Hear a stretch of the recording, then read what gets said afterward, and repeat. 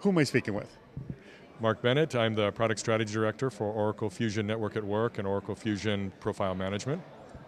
Mark, you were just on a panel talking about talent management, about innovations, and one of the things you find that's holding people back is, well, the fear, and the fear that you might be actually training someone that would go to your competitor, and so you're actually paying for your competitors. Explain the concerns of risk in talent management.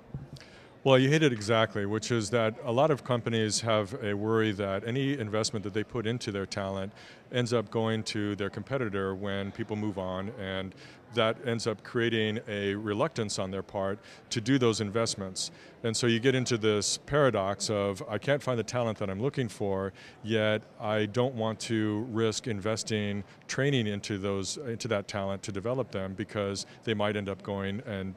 to our competitor. So, what holds some people back? Essentially they become crippled and they don't do anything, and who are the ones who sort of just move past that? I think the companies that are able to move past are the ones that recognize that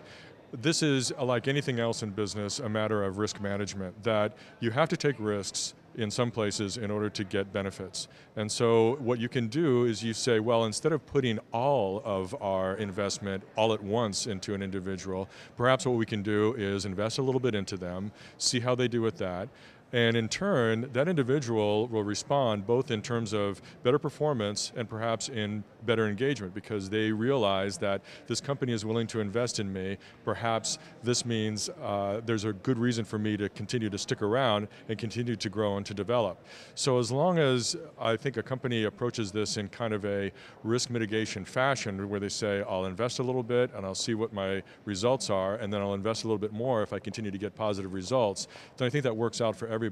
Another approach is to have shared risk, to have the individual be willing to invest their time as a signal to the company that they are really committed to this relationship and to this development, and that in turn sends a signal to that company that says this person is likely to continue to operate the same way and continue to be able to invest their time in a way that develops their talent to the benefit of both themselves and to the company.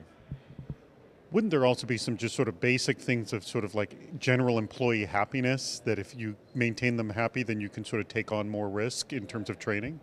Right, that's the balance between that investment and the overall engagement. So eventually this becomes part of the company brand, that as the word gets out that this is a company that invests in their employees and helps them to develop, then that will attract more people who are interested in that kind of development. Again, you don't want to open the door wide open and just say, well, come on in and we'll just train you, because that can be abused by individuals who just see that as a purely one-way exchange. So you need to continue to keep in mind that this needs to be a risk-mitigated